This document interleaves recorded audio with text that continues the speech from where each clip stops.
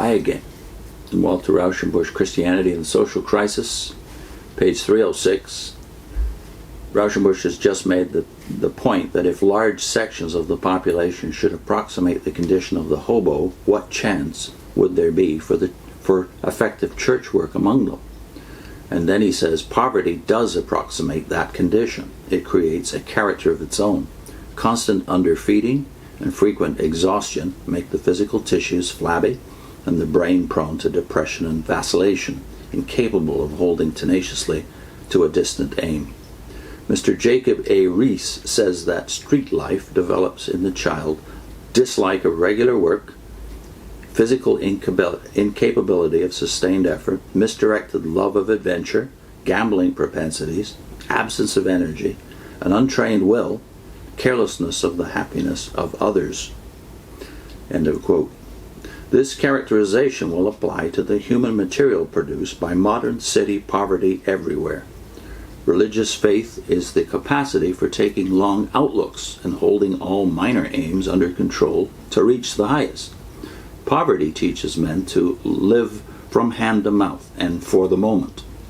The experience of the Salvation Army shows that the poor need the strongest thrills of excitement and the most rigid discipline to arouse and hold them.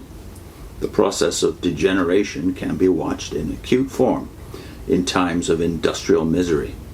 If the decline of a social class is gradual, it escapes observation and only the final results appall us. There is an old maxim current among religious workers that times of national disaster are followed by a revival of religion, for trouble drives men to God. It is true that in the lower stages of religion, famine, pestilence, and earthquake drove men to their temples and churches to plead with their angry gods. The priests of the temples would be likely to regard that as a hopeful revival of religion. We should call it a superstitious panic. It is true also that every deep emotion of joy or sorrow acts like the earthquake at Philippi. It opens the gates of the soul in the darkness, and then great things may happen. Both the birth and the death of a child may turn the parents to nobler thoughtfulness. But long-continued economic helplessness of entire classes acts differently. That bears the soul down with a numbing sense of injustice and despair.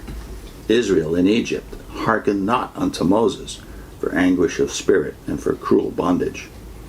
The industrial depression of the 1890s was followed by moral disintegration and religious lethargy. This is written in 1907.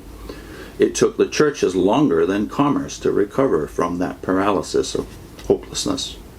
The maxim quoted is a relic of the ascetic view of life, which assumed that a man was closest to holiness when he was most emaciated and stripped of the joys of life.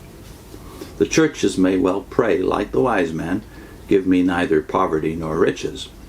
Poverty and luxury alike enervate the will and degenerate the human material for religion.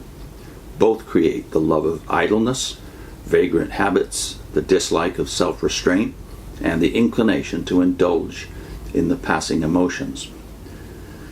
Ethical religion calls for precisely the opposite qualities. It is written large in the present conditions of the churches that they flourish best among people who have income enough for health and comfort, security enough for cheer and hope, and leisure enough to cultivate the higher sides of life. In London, the type of religion represented by the free churches thrives best in the middle-class parishes. When a certain line of poverty has been passed, the churches lose their hold almost completely, in spite of the most heroic efforts of Christian men and women. A social system which lifts a small minority into great wealth and submerges a great number in poverty is thus directly hostile to the interests of the church. A system which would distribute wealth with approximate fairness and equality would offer honest religion the best working chance. And I'll put in a link to an earlier segment from Rauschenbusch where he discusses the significance of the family land inheritance, which in Israel, under the Jubilee system, guaranteed a relative equality to all the population.